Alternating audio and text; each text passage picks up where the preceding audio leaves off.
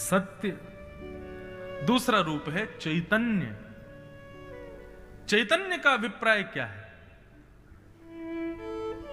ठाकुर जी जड़ नहीं है बंधुओं।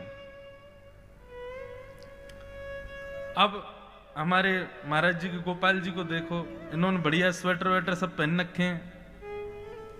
अब कहने वाले तार्किक व्यक्ति ये भी कह सकते हैं भगवान को सर्दी कहां लगती है, लेकिन हम उनको चैतन्य मानते हैं। नहीं भैया, जैसे हमको लगती है वैसे उनको भी लगती है, जैसे हमारे मन में भाव वैसे उनको भी भाव आता है।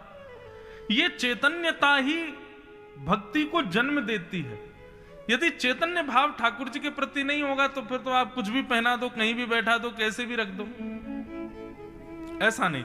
जैसे ही आपके हृदय में भाव आएगा कि ठाकुर जी चैतन्य हैं, तो अपने आप सेवा आप करने लगोगे, अपने आप सेवा बनने लगे। एक सत्य घटना सुनाते हैं। एक वैष्णव के घर पर ठाकुर जी की सेवा होती थी। तो वैष्णव रात में सुलाते समय ठाकुर जी का बढ़िया बिस्तर लगाते, उसमें इत्र लगाते। गर्मी का समय तो बढ़िया सूती के कपड़े की चद्दर बिछाते, सर्दियों का समय तो बढ़िया मलमल का बिछाते, ठाकुर जी को सर्दी ना लगे। बहुत ध्यान से सुनना है। तो एक बार क्या हुआ, रात्रि में वो अपने ठाकुर जी को शयन करा करके जैसे ही अपने कक्ष में गए, जैसे ही सोने लगे, तो बार बार उनको ऐसा लगे कि गद्दे में कुछ चुभ रहा है। उन व्यक्ति को जो सेवा करते थे, वो बार बार उठ करके देखें, बोले ये चुभ क्या रहा है, और जैसे ही देखें तो कुछ भी नहीं। एक बार हो गया, दो बार हो गया, पूरी रात बेचारे परेशान ही होते रहे। एक बार उन्होंने स्थान भी बदल दिया, कहीं और सो जाऊं, तो वहां सोए तो वहां पर भी वो चुभने लगा। उनको लगा ये है क्या, ये चुभ क्या रहा है मुझको। पूरी रात निकल गई परेशान होते होते। सवेरे जैसे ही ठाकुर जी की सेवा के लिए स्नान ध्यान करके मंदिर में गए, तो जैसे ही ठाकुर जी को उठाया, उठा करके व्यवस्थित किया, तो जो शयन शैया थी, सोने का जो बिस्तर था ठाकुर जी का, उसको साफ करने लगे। देखे ठाकुर जी की चद्दर के नीचे पुराने 3 दिन के सूखे पुष्प पड़े थे। उनके मन में आई, बोले ये ठाकुर जी को रात भर चुभ रहे थे, इसीलिए परेशानी मुझे हो रही थी, इसीलिए वो मुझको भी चुभ रहे थे। माने ठाकुर जी रात भर संकेत कर रहे थे, अरे तू तो तान दुपट्टा सो गया, लेकिन वो पुष्प मुंह को चुभ रहे हैं, भैया उनको आगे निकाल के जा, मैं सो नहीं पा रहा हूं। और वो भक्त समझ नहीं पाया, तो उसको भी रात भर चुभते रहे। ये भाव कब प्रकट होता है? जब आप ठाकुर जी को चैतन्य भाव से पूछते हो। यदि आप मानोगे कि ये तो मूर्ति हैं, ये तो पाषाण हैं, तो ठाकुर जी भी आपको पाषाण ही समझेंगे। फिर आपके जीवन में कष्ट आए, दुख आए, दारिद्र आए, तो ठाकुर जी कहेंगे भैया जब हम पे कष्ट दुख दारिद्र सो लगे, तो तेरे मन में बिल्कुल भी भावना नहीं आती कि ये चैतन्य, तो हम क्यों चैतन्य भाव रखे तुम्हारे प्रति। ठाकुर जी को चैतन्य समझो, वे चैतन्य है। तो भगवान का पहला स्वरूप है सत्य, दूसरा है चैतन्य, और तीसरा आनंद। जब आप ठाकुर जी को सत्य और चैतन्य भाव से भजने लगोगे, तो अपने आप आपकी भक्ति में सुख नहीं मिलेगा, आनंद मिलेगा। सुख में और आनंद में अंतर होता है बंधु। एक समय के बाद जो घटने लग जाए वो सुख है, परंतु अनंत मिलने के बाद भी बढ़ता रहे वो आनंद है। कथा सुनना, वृंदावन जाना, राम राजा सरकार के दर्शन करना, गंगा जी में स्नान करना, यमुना जी का दर्शन करना, संतों की कथा सुनना, ये सब सुख नहीं देते हैं। कभी मत कहना कथा सुनने से बड़ा सुख मिलता, ना, कथा सुनने से आनंद मिलता है। सुख तो उसे कहते हैं जो एक अवधि बाद घटने लगे, एक समय के बाद कम होने लगे, पर आनंद कभी कम नहीं होता, बढ़ता है। हाँ, तो भगवान का तीसरा रूप क्या है? आनंद। तो सत्य, चैतन्य और आनंद, ये 3 भगवान के रूप हैं। ऐसे 3 भगवान के कर्म हैं। विश्वोत्पत्त्यादि हेतवे, विश्व की उत्पत्ति करना, पालन करना और उसका संहार करना, ये 3 भगवान के कर्म हैं। और ऐसे 3 भगवान के गुण हैं। तापत्रय विनाशाय, आदि दैविक, आदि भौतिक और आध्यात्मिक त्रिविध तापों का जो उपशमन करते हैं। तीनों तापों का जो नाश करते। ताप किसको कहते हैं? ताप कहते हैं दुख को। ठाकुर जी की शरण लेने वाला वो व्यक्ति दुखी नहीं होता, ऐसा नहीं है, उसके जीवन में भी दुख आता है। तो फिर भगवान की शरण ग्रहण क्यों करें?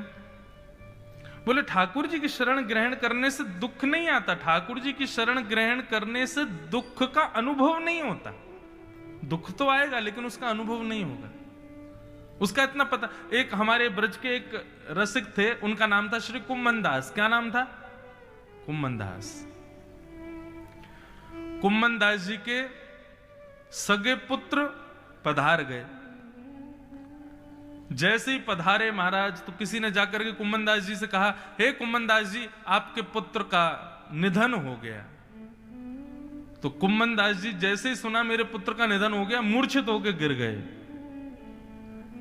तो लोगों में बात होने लगी, बोले ये अपने आप को बहुत बड़ा भक्त मानते हैं, लेकिन देखो कितनी सांसारिक स्थिति इनके हृदय में। पुत्र के मरने की बात सुनकर के सांसारी व्यक्ति रोता है, लेकिन ये तो इतने सांसारी थे कि मूर्छित ही हो गए और अपने आप को भक्त बताते हैं। तभी किसी ने जाकर के गुसाई जी को ये बात बताई, बोले कि महाराज कुम्मन दास जी के पुत्र पधार गए, और वो सुनते ही मूर्छित हो गए। तो गुसाई जी बोले, पुत्र मरने की बात सुन के मूर्छित नहीं हुए होंगे, जरूर पीछे कोई ना कोई राज है, बहुत ध्यान से सुनना। तो गुसाई जी गए और गुसाई जी ने जाकर के कुम्मन दास जी को देखा, कुम्मन दास जी मूर्छित पड़े थे। गुसाई जी ने कान के पास जाकर के कहा, अरे कुम्मन दास, मुझे पता है तुम पुत्र विरह में मूर्छित नहीं हुए हो, तुमको इस बात का विरह है कि पुत्र मर गया, 13 दिन के सूतक लग गए, अब मैं मंदिर में ठाकुर जी का दर्शन नहीं कर पाऊंगा, इसलिए तुम मूर्छित हुए हो। लेकिन हम तुमको वचन देते हैं 13 दिन तक हम एक खिड़की में से तुमको दर्शन कराते रहेंगे। जैसे ही सुना तुरंत कुम्मन दास जी ठीक हो गए। बोले जय हो भगवान, बड़ी कृपा आपकी। मैं तो यही सोच सोच के परेशान हो गया, 13 दिन तक मंदिर कैसे जाऊंगा मैं। कहने का मतलब क्या है? ठाकुर जी के शरणागत करने वाले व्यक्ति के जीवन में दुख नहीं आएगा, ऐसा नहीं है, दुख तो आएगा, पर उसको इतना अनुभव नहीं होगा, उसको स्वयं को इतना ज्यादा दुख परेशान नहीं करेगा, वो प्रसन्न रहेगा। फिर भी मीराबाई के जीवन में कितना कष्ट आया, सूरदास के जीवन में कितना कष्ट आया। भक्त वैष्णवों के जीवन में भी कष्ट आता है, परंतु भक्ति की वजह से, वैष्णव धर्म पालन की वजह से उनको उस कष्ट का, दुख का अनुभव नहीं होता, उसका पता नहीं चलता। इसलिए भक्ति का मार्ग बड़ा जरूरी है बंधु। तापत्रय विनाशाय, तीनों तापों का जो विनाश करते हैं, ऐसे श्री कृष्णाय वयं नमः, ऐसे श्री कृष्ण को हम बारंबार प्रणाम करते हैं। हमारे ब्रज में गाते हैं, हो ब्रज के नंद लाला, राधा जी के सांवरिया, सब दुख दूर हुए